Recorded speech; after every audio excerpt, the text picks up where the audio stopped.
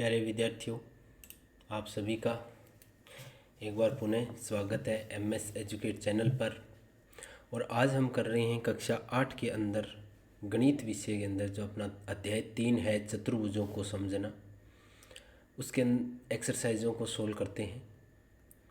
तो आज हम ले रहे हैं एक्सरसाइज 3.1। तो शुरू करते हैं। सबसे पहले क्वेश्चन दिया है हमें कि यहाँ पर कुछ आकृतियाँ दी गई है। प्रश्न नंबर जो 1 है उसके अंदर ये दिया गया है कि यहाँ पे हमें कुछ आकृतियाँ दी गई है। ये अपने पास 8 आकृतियाँ हैं, 1 2 3 4 5 6 7 और 8। इन आकृतियों के अंदर प्रत्येक का वर्गीकरण निम्नलिखित आधार पर कीजिए। जैसे सबसे पहले ए है, ए में हमें पूछा है कि साधारण वक्र कौन से हैं। साधारण वक्र, तो इसके नाम से स्पष्ट हो रहा है साधारण वक्र जिसमें किसी प्रकार की दोहरी रेखाओं का प्रयोग नहीं किया गया है, वो साधारण वक्र है। वक्र यहाँ से हम चले, जैसे आकृति 1 में यहाँ से हम चले, यहाँ से चलने के बाद जैसे जैसे इसके राउंड चारों तरफ लिया और ये वापस आ गई, तो ये साधारण वक्र है। तो 1 नंबर है वो साधारण वक्र है। उसके बाद दूसरी जो आकृति है ये भी एक साधारण वक्र है। उसके बाद तीसरी आकृति ये साधारण वक्र में नहीं आती, क्योंकि इसमें एक वक्र तो अंदर है और एक बाहर है। इसमें दोहरे वक्र है, 2 वक्र दिए गए हैं, तो ये साधारण वक्र में श्रेणी में नहीं आती। इसलिए 3 नंबर क्या है, ये साधारण वक्र नहीं है। 4 नंबर भी यदि हम बात करें तो ये साधारण वक्र की श्रेणी में नहीं आता, क्योंकि इसके अंदर ये देखो यहाँ से लाइनें आपस में एक दूसरे को क्या कर रही है, क्रॉस कर रही है।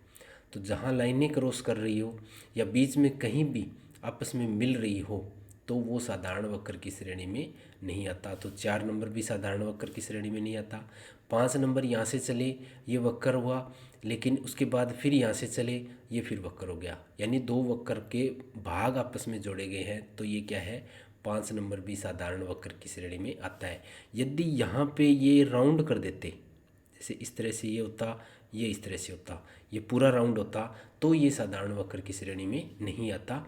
लेकिन यहाँ हमने इसको राउंड नहीं किया गया है, बीच के स्पेस को ही हटा दिया गया है, तो क्या है, ये साधारण वक्र की श्रेणी में आ गया।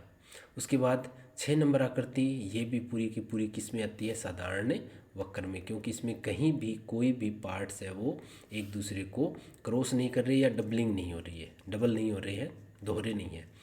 7 नंबर आकृति में देखें तो ये भी क्या है, साधारण वक्र है। ये भी किस श्रेणी में आएंगे, साधारण वक्र की श्रेणी में आएंगे। अब 8 नंबर की बात करें तो ये साधारण वक्र नहीं है, क्योंकि इसमें एक वक्र है, फिर एक रेखा है, फिर वक्र है, यानी इस वक्र को बीच के अंदर से हमने डिवाइड किया है, तो ये साधारण वक्र की श्रेणी में नहीं आते। तो इस साधारण वक्र की श्रेणी में केवल 1 2 5 6 और 7 ये साधारण वक्र की श्रेणी में आ गई। अब बी, साधारण बंद वक्र, साधारण बंद वक्र, तो यहाँ हम देखेंगे कि एक तो होना चाहिए अपने पास साधारण वक्र। तो साधारण वक्र तो हमने देख लिए, 1 नंबर 2 नंबर 5 नंबर 6 नंबर और 7 नंबर ये हैं। अब साधारण तो है ही, प्लस में बंद होने चाहिए। तो यहाँ हम देख रहे हैं पहला भी बंद है, कहीं से भी खुला नहीं है, दूसरा भी बंद है, और ये 5वां भी बंद है, 6ठा भी बंद है, और ये 7 नंबर भी क्या है, बंद है। तो ये सारे के सारे जो साधारण वक्र थे वो ही इसी श्रेणी में आएंगे, क्योंकि ये बंद वक्र भी है, साधारण के साथ साथ ये बंद वक्र भी है। ठीक है ना। बंद वक्र कौन सा होगा, जो बिल्कुल पूरी तरह से बंद हो, जैसे ये हो गया, या हमने ये आकृति ले ली तो ये बंद है। खुला वक्र दूसरा होता है खुला वक्र, तो जैसे मान लीजिए हमने 4 भुजाएं ली, लेकिन यहाँ हमने टच नहीं की, ये खुला, तो ये क्या कहलाएगा, खुला वक्र। जैसे इस तरह से ये रेखा ले ली, यहाँ इतना छोड़ दिया, तो ये क्या हो गया, खुला वक्र। ठीक है ना। तो इस तरह की आकृति ये खुला वक्र कहलाता है। और बंद वक्र जो एक चारों तरफ से बिल्कुल बंद हो उसको बंद वक्र कहते हैं। उसके बाद आता है बहुभुज। बहुभुज क्या होते हैं, बहुभुज जिसमें दो से अधिक आकृतियों, बंद आकृति, 2 से अधिक भुजाओं से घिरी बंद आकृति को बहुभुज कहते हैं। 2 से अधिक होनी चाहिए, यानी 3 भी हो सकती है, 4 भी हो सकती है, 5 भी हो सकती है, लेकिन बंद आकृति होनी चाहिए। तो 2 से अधिक यानी 3 से शुरू करके और बंद आकृति को ही क्या कहेंगे, बहुभुज। तो बहुभुज की श्रेणी में ये आ गया। 1 नंबर क्या है, इसमें कितनी है भुजाएं, 1 2 3 4 और 5, ये 5 है और बंद है, तो ये 1 नंबर है वो बहुभुज की श्रेणी में आ गया। दूसरा ये में इसमें कितनी भुजाएं हैं, 2 3 4, ये भी क्या है, बहुभुज की श्रेणी में आ गया। उसके बाद इसमें क्या कहीं भुजाएं है, नहीं है, ये साधारण वक्र की श्रेणी में नहीं है, तो इसको काट दिया। 4 नंबर पार्ट है उसको हम बहुभुज की श्रेणी में रख सकते हैं, क्योंकि अगर मान लीजिए ये इस तरह की आकृति है तो इसमें भुजाएं कितनी है, हम केवल बाहर की बात करते हैं, अंदर हो सकता है ये विकिरण भी हो। अंदर क्या है, जैसे इस 2 नंबर में देखें, अगर इन रेखाओं को मिला दिया जाए तो ये आपस में क्या है, विकिरण है। तो यहाँ भी ये क्या हो सकते हैं, विकिरण हो सकते हैं। इसलिए इसमें आकृति में भुजा देखो कितनी है, 1 2 3 4 5 6 7 8 9 10, तो ये 10 भुजाओं से घिरी कोई बंद आकृति हो सकता है, इसलिए इसको हमने बहुभुज की श्रेणी में रखा है। ये बहुभुज नहीं है, इसमें भुजा नहीं है, इसमें भी कोई भुजा नहीं है, इसमें भी भुजाएं, ये 1 और 2 भुजाएं, लेकिन ये आगे क्या है, वक्र की तरह है, तो वृत्त का एक पार्ट है, इसलिए इसको बहुभुज की श्रेणी में नहीं रखते। अब उसके बाद आता है डी। डी में इसने पूछा है उत्तल बहुभुज। अब देखो बहुभुज 2 प्रकार के होते हैं, एक उत्तल और एक अवतल। ये हमने दोनों बताने हैं इसमें, उत्तल कौन सा है और अवतल कौन सा है। ई में हमें अवतल पूछा है, तो उत्तल और अवतल बहुभुज हमने जैसे पहले अध्ययन किया है पहले वीडियो में, कि उत्तल बहुभुज वो होता है जिसमें विकिरण सभी बहुभुज के अंतःभाग में स्थित होते हैं। जैसे आकृति 1 की बात करें तो इसमें विकिरण बनाए तो सम्मुख भुजाओं, सम्मुख शीर्षों को मिलाने वाली रेखा है वो विकिरण कहलाती है। तो ये विकिरण हो गया, एक ये विकिरण हो गया। तो इस विकिरण की बात करें तो ये अंदर स्थित है क्या, इस जो ये अपनी आकृति थी इसके अंदर स्थित है क्या, नहीं है, ये बाहर भाग में है, इसलिए ये उत्तल बहुभुज नहीं होकर ये क्या है, अवतल बहुभुज है। तो 1 नंबर जो आकृति है वो अवतल बहुभुज कहलाएगी, यानी उत्तल बहुभुज वो होगा जिसमें विकिरण अंतःभाग में स्थित हो, और यहाँ इसका ये वाला जो विकिरण होगा वो बहिर्भाग में होने के कारण ये अवतल बहुभुज कहलाएगा। अब हमने इसके अंदर विकिरण बनाई आकृति 2 में, तो ये अपने पास 2 विकिरण है और दोनों किस भाग में है, अंतर के भाग में है, इसलिए उत्तल बहुभुज है। तो 2 नंबर है वो उत्तल बहुभुज है। इसके बाद ये बहुभुज है ही नहीं, क्योंकि बहुभुज की श्रेणी में हमने केवल 1 2 और 4 रखा है। अब यदि 4 की बात करें तो ये तो अंदर के विकिरण मान लिए हमने, 4 की क्या कर लिए, अंदर, लेकिन इन शीर्षों को भी मिलाने वाली रेखा यहाँ पे भी विकिरण बनेंगे। तो ये जो विकिरण होंगे ये कौन सी भाग में बनेंगे, बहिर्भाग में बनेंगे, और बहिर्भाग में बनेंगे तो जो 4 नंबर आकृति हमने ली है वो कौन सी होगी, अवतल बहुभुज कहलाएगी। तो ये था पहला क्वेश्चन। इसकी सभी आकृतियों का हमने अलग अलग वर्गीकरण जिस हिसाब से उन्होंने पूछा है उनको हमने रख दिया। उसके बाद क्वेश्चन नंबर 2 आता है, समबहुभुज क्या है।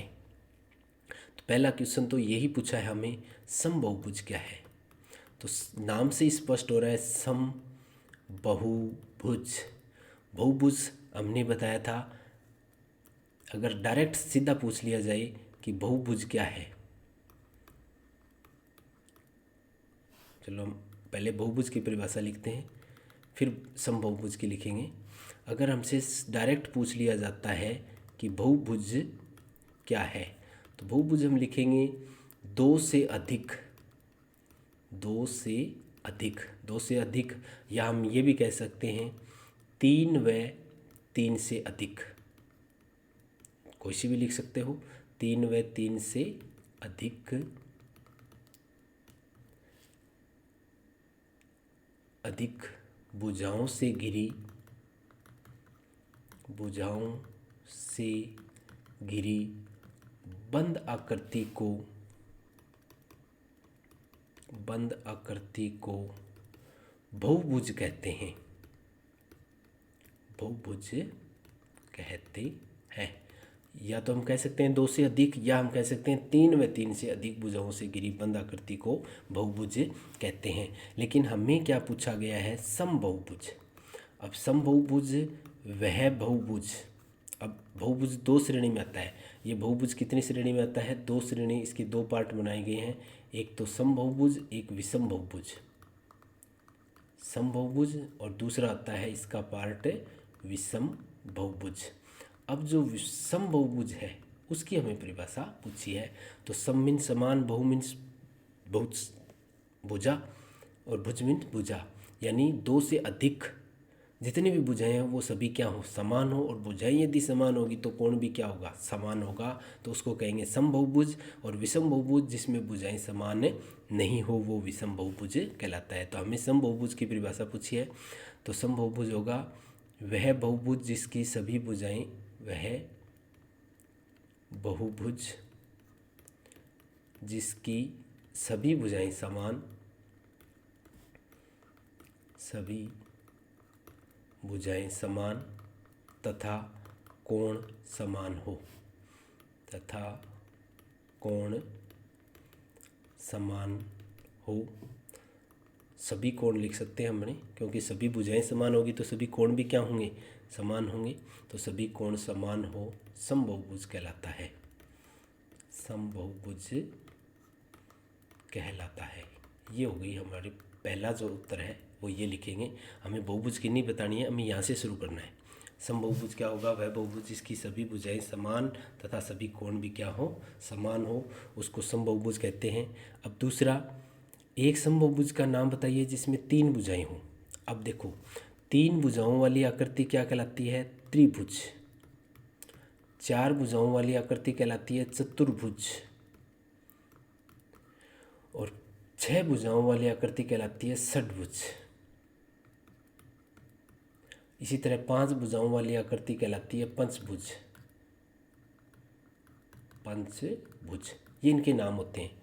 लेकिन यहाँ हमें ये क्या गया कि समबहुभुज का नाम बताना है, यानी जिसकी तीन भुजाएं तो हो लेकिन तीन भुजाओं के साथ साथ उसकी तीनों भुजाएं समान होनी चाहिए। अब तीन भुजाओं में त्रिभुज है तो त्रिभुज के कई प्रकार आते हैं, समबाहु, समद्विबाहु, विषमबाहु। अगर कोण के आधार पे देखें तो न्यून कोण, समकोण, अधिक कोण। लेकिन यहाँ तीन भुजाओं से हो तो भुजाएं होने की बात हो रही है, तो समबाहु यानी तीनों समान होनी चाहिए। तो समबाहु त्रिभुज, त्रिभुज तो है ही है लेकिन त्रिभुज का कौन सा पार्ट होगा? समबाहु त्रिभुज। तो ये होगा समबाहु त्रिभुज। अब दूसरा इसमें पूछा है चार भुजाएं। अब जिसकी चार भुजाएं हो और वो भी समान होनी चाहिए, तो समान होनी चाहिए तो इसमें दो नाम आते हैं, एक तो वर्ग और एक समान समचतुर्भुज। लेकिन यहाँ हम समचतुर्भुज नहीं लेंगे। क्यों नहीं लेंगे? वर्ग और समचतुर्भुज, समचतुर्भुज में कोण का मान है वो 90 डिग्री के अलावा होता है, इसलिए हम समचतुर्भुज को शामिल नहीं करेंगे। इसलिए केवल और आप बताएंगे वर्ग, क्योंकि चतुर्भुज के भी पार्ट होते हैं ना, आयत, वर्ग, समांतर चतुर्भुज, समलंब चतुर्भुज, समचतुर्भुज, पतंग भी इसका एक पार्ट है। तो हम उनमें से देखेंगे कि जिसमें समान भुजाएं हो, और समान भुजा किस में होती है? वर्ग में होती है। तो आप इसका एग्जाम्पल लिखेंगे वर्ग। तीसरा, छह भुजाएं हो, छह भुजाएं। अब छह भुजाएं हो वो कौन सा है? षट्भुज। लेकिन नाम हमें कौन सी होनी? भुजाएं समान होनी चाहिए, इसलिए हम इसके आगे नाम लिख देते हैं सम षट्भुज, यानी 80 षट्भुज जिसकी सभी भुजाएं समान हो तो सम षट्भुज। तो ये इसके तीनों हमने नाम बताए हैं समबहुभुज के, जिसकी तीन भुजाएं हो, चार भुजाएं और छह भुजाएं हो। तो ये था अपने पास क्वेश्चन नंबर 2। तो ये अपने पास एक्सरसाइज नंबर 3.1 हमने की। धन्यवाद। आप सभी से निवेदन रहेगा कि आप हमारे YouTube चैनल MS एजुकेट को सब्सक्राइब करें, ज़्यादा से ज़्यादा शेयर करें और बेल आइकन को दबाना न भूलें, ताकि आपको आगामी नोटिफिकेशन है वो मिल सके। और साथ ही साथ आप एक ही प्लेटफॉर्म पे यदि हमारे नोट्स, टेस्ट सीरीज़ यदि प्राप्त करना चाहते हैं तो आप प्ले स्टोर से MS एजुकेट ऐप को इंस्टॉल करें। धन्यवाद।